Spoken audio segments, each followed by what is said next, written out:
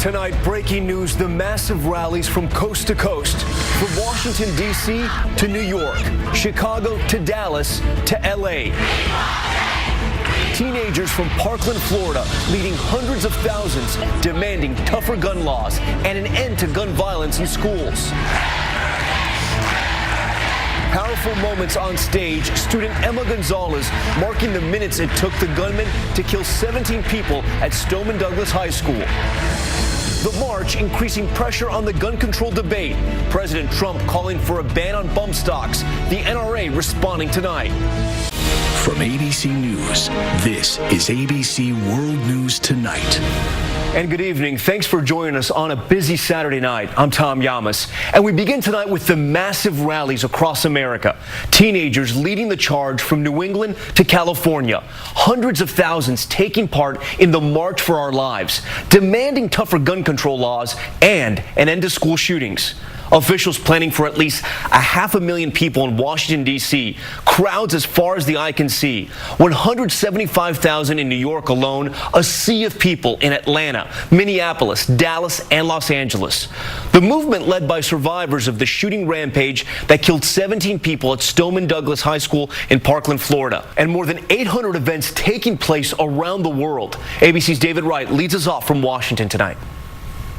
Pennsylvania Avenue, the main street of American politics, today packed with people from the doorstep of the U.S. Capitol almost to the doorstep of the White House. Hundreds of thousands of people standing shoulder to shoulder to condemn gun violence. At the end of the day, bullets do not discriminate, so why should we? Young people, including the survivors of Parkland, not even old enough to vote, led the way. When politicians send their thoughts and prayers with no action, we say no more.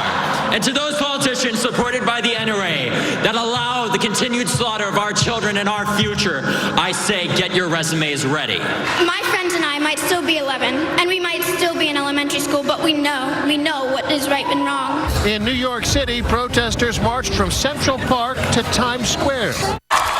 In Parkland, Florida, in Texas and other deep red states, in California and other blue states, the crowds exceeded expectations. Some of the marchers have a personal connection to this issue. I'm from Newtown, Connecticut. So this issue hits close to home for you. It absolutely does. 17-year-old Susanna Barna is a photographer for the Eagle Eye, the school newspaper at Stoneman Douglas High School. She was there, locked down the day a gunman murdered 17 people in her school. Having been through that, it must be quite emotional to be here today. Yeah, of course. I mean, It's hard to describe it just because it's so overwhelming. It's so much. But I know that this is something I'm going to look back on one day, and this is a story I'm going to be telling my grandkids. Now we're gonna sing it to you, y'all. Today, plenty of celebrities lent their talents and their voices to this cause. Among them, Paul McCartney in New York, who reminded the crowd how John Lennon was murdered. One of my best friends was killed in gun violence right around here, so it's important to me. But it was the kids who took center stage. The emotional high point.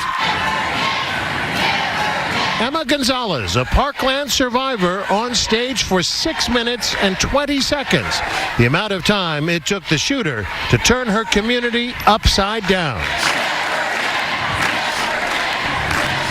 The crowd there chanting "Never Again," an incredibly powerful moment. David Wright joins us now live from Pennsylvania Avenue. And David, you were out there all day, and you were telling me earlier the crowds and the concerns went well beyond violence in our schools. That's right. They're against gun violence in all its forms, Tom. And, while we did meet one or two people who want to ban guns, the vast majority of the people that we met today say that they want what they see to be reasonable restrictions. Things like getting rid of those high-capacity magazines, getting military-style weapons out of the hands of civilians. Of course, the gun rights community sees that as a slippery slope. Tom? David Wright leading us off tonight. David, thank you. Calls for tougher background checks and raising the age limits to buy guns, but moving forward on one issue, directing the Justice Department to ban bump stocks. In February, President Trump met with the NRA in the days after the Parkland shooting.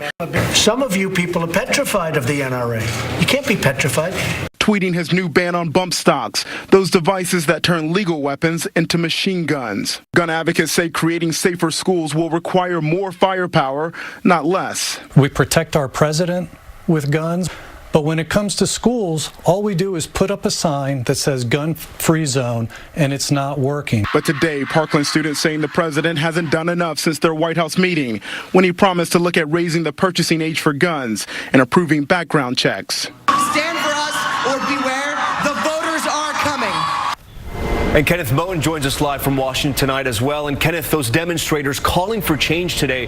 But what's next in the political battle over gun reform? We already saw that landmark school safety bill passed in Florida, which raised the age limit to buy a gun in the wake of the Parkland shooting. Tom? Kenneth Moten for us tonight. Kenneth, thank you. Gun rights supporters weighing in on the president's action and the march. Here's ABC's Kenneth Moten.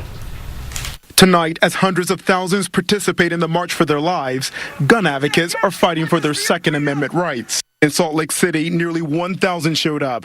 This small girl in a tank, her sign reading, "Criminals love gun control." A high school student echoed the same message. Police led gun advocates through the famous Boston Common. In D.C., about a dozen or so counter-protesters, far outnumbered. Law-abiding gun owners are no threat to Americans. Meanwhile, the National Rifle Association claimed on its TV channel today's student-led protest is just a PR stunt. It's another example of adults hijacking a movement that perhaps isn't theirs. This is what they've always done. Their hope gives me hope. Organizers say the march isn't the culmination, but rather the beginning of a movement. Young people across the country are planning sister marches in their cities to show support and say never again. Gun violence is something that impacts our lives, and that we're no longer going to wait for adults to take action. And international cities are also taking part. Tokyo, Tel Aviv, and London are marching in solidarity with Parkland students. Appearing at a press conference with famed attorney Gloria Allred at her side, Rocxanne Deschamps claims she warned authorities that Nicholas was a ticking time bomb. I did everything I could to warn law enforcement about that could happen. I wanted to protect not only my children, but also everyone else who might be at risk of being armed. She took in Nicholas and Zachary after their mother died of the flu last year. In my opinion, Rocxanne is a hero for her efforts to try and prevent what happened. She told everything that she knew about Nicholas and guns and his mental health issues. It has been 5 weeks since we saw that all-too-familiar scene play out at Stoneman Douglas High School in Parkland, Florida. I've seen this before. I've seen this happen countless times. And what happens is we get 2 weeks in the news, we get a bundle of thoughts and prayers, everybody sends flowers, and then it's over.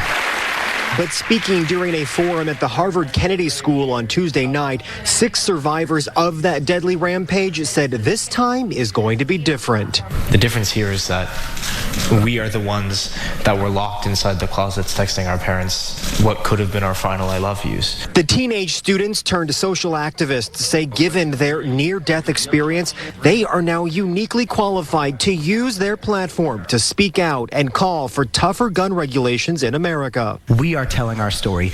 We see what's going on here. The entire United States, we see what's going on here. And among their demands, a commitment to change from those in power and a call to action to those still on the sidelines. What's important is that we make sure that we speak up to these congressmen, these local and state legislators, and let them know that these are what their constituents want. You can't settle into that stew of thinking, I could never change anything. Mm-hmm. You need to act. Acting is incredibly important. Also part of the conversation tonight, these 6 survivors of the Parkland shooting addressed the ongoing accusations that they are somehow paid crisis actors and that all they really are interested in is taking people's guns away. They said nothing is farther from the truth, and they're actually very supportive of responsible gun owners. A cover story. The Parkland teens spearheading Saturday's March for Our Lives rally in Washington are featured on the cover of Time magazine. The cover shows 5 Marjory Stoneman Douglas High School students representing a much larger group that's driving a movement against gun violence.